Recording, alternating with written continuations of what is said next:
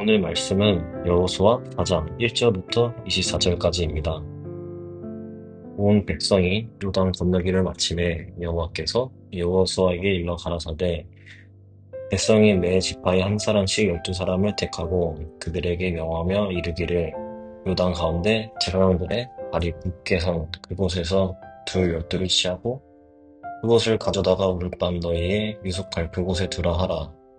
여호수아가 이스라엘 자손 중에 매 지파에 한 사람씩 예비한 그 12사람을 불러서 그들에게 이르되 요단 가운데 너희 하나님 여호와의 궤 앞으로 들어가서 이스라엘 자손들의 지파 수대로 각기 돌 한 개씩 취하여 어깨에 매라. 이것이 너희 중에 표징이 되리라. 후에 너희 자손을 물어 가로되 이 돌들은 무슨 뜻이뇨 하거든 그들에게 이르기를 요단의 물이 여호와의 언약궤 앞에 끊어졌었나니 곧 언약궤가 요단을 건널 때에 요단물이 끊어졌으므로 이 돌들이 이스라엘 자손에게 영영한 기념이 되리라 하라.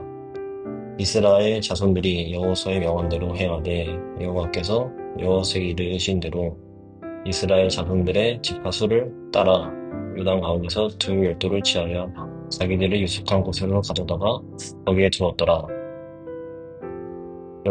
여호수아가 또 요단 가운데 그 언약궤를 맨 제사장들의 발이 선 곳에 두 열도를 세웠더니 오늘까지 거기 있더라.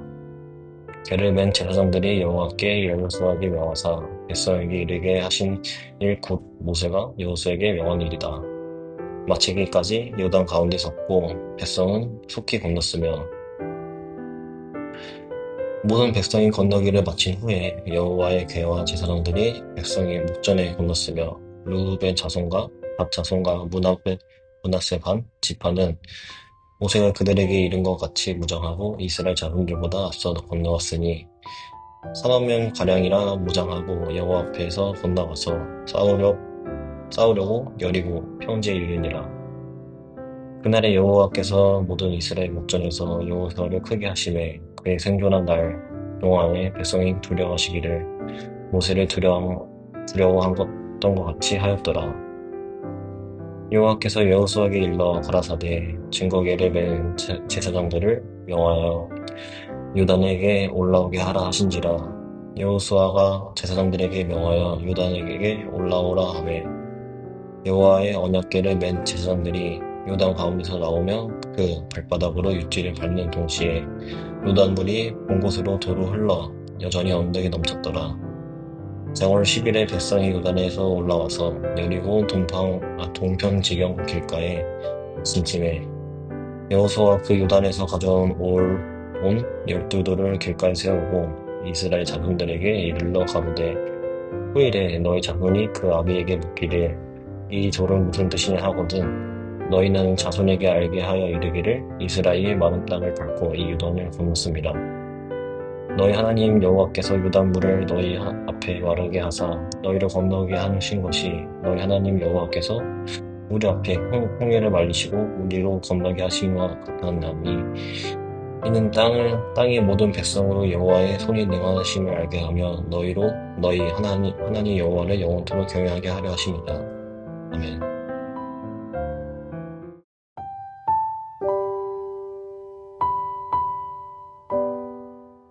믿음을 지키기 위해 무엇이 필요할까요?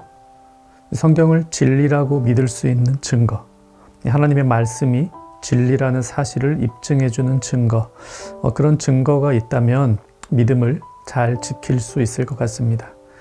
보통 증거라고 할 때에는 눈에 보이는 것을 말하죠. 눈에 보이는 증거가 있으면 좋겠다고 생각을 합니다. 오늘 본문은 이런 믿음의 증거에 대해서 우리에게 이야기를 하나 해줍니다. 이스라엘 백성들이 하나님이 주신 가나안 땅으로 들어가는데 이 앞에 요단강이 있습니다.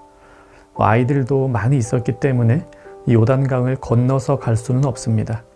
그때 하나님께서 직접 요단강을 갈라주시고 백성들이 마른 땅으로 건너가게 해주셨죠.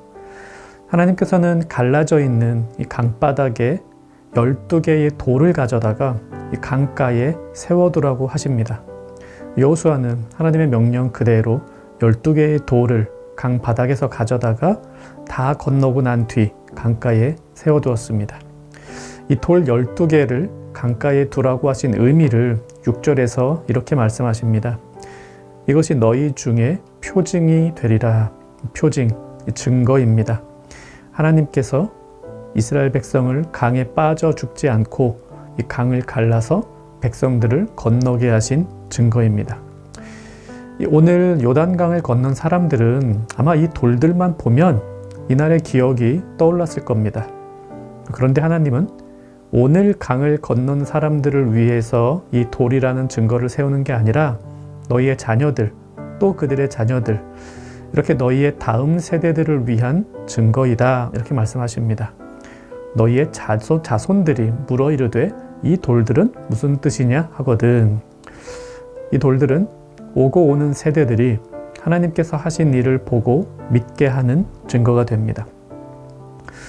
그런데 생각해 보면 과연 이 돌들이 다음 세대의 믿음을 지킬 수 있는 증거가 될까 싶습니다.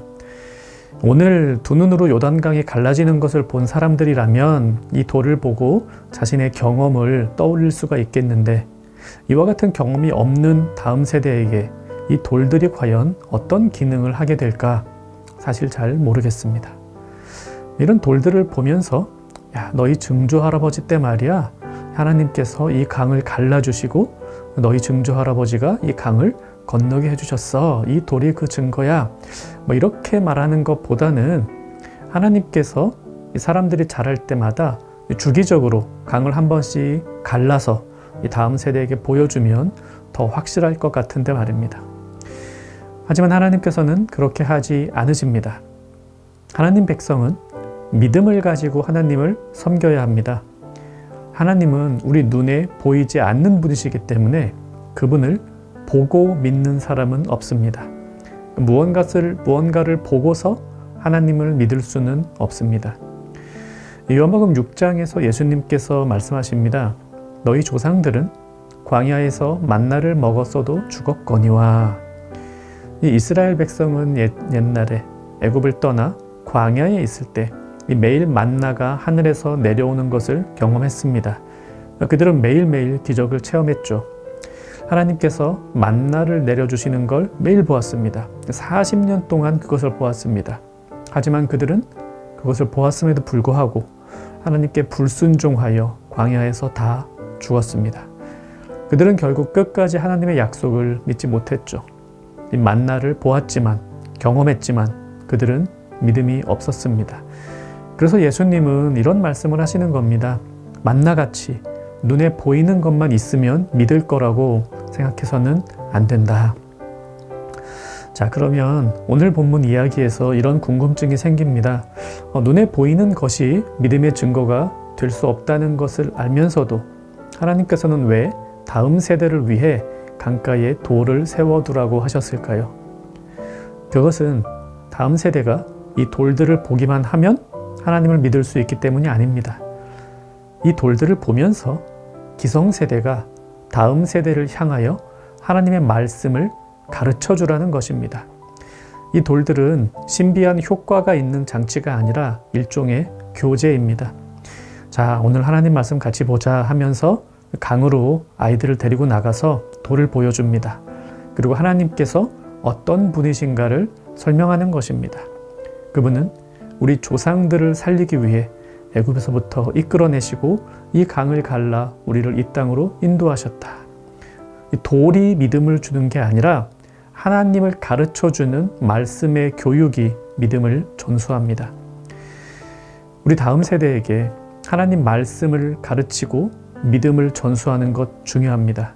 그런데 그들에게 믿음을 전수하는 방식은 무언가를 보여주는 것이 되어서는 곤란합니다. 하나님 잘 믿었더니 우리나라가 이렇게 잘 살게 되었다. 꼬박꼬박 새벽마다 기도했더니 네가 이렇게 좋은 학교 간 거다. 이런 것을 보여줌으로 믿음을 전수할 수는 없습니다. 만나이건 돌이건 우리는 그런 것으로 믿음을 이어받을 수 없습니다. 경제적 발전이든 치유의 경험이든 그 경험은 좋은 것이었겠지만 그것이 다음 세대에게 믿음을 줄 수 있는 건 아닙니다. 우리는 하나님께서 어떤 분이신가를 성경을 통해 가르쳐야 합니다. 오히려 눈에 보이는 현실은 하나님의 약속과 멀어 보이지만 하나님은 반드시 그분의 약속을 신실하게 지키시는 분이라는 사실을 가르치고 교훈해야 합니다. 가정에서, 교회에서 하나님의 말씀을 가르치고 하나님의 이야기를 전해줍시다. 그러면 우리 다음 세대도 하나님 잘 믿으며 하나님 나라를 더욱 확장시켜 나갈 것입니다. 같이 말씀 생각하며 기도합시다. 눈에 보이는 증거 대신 하나님의 약속을 믿는 믿음을 주소서. 또 다음 세대에게 하나님의 말씀을 잘 전하는 교회가 되게 하소서. 오늘 하루 눈에 보이지 않는 하나님과 함께하는 정영가족 되기를 바랍니다.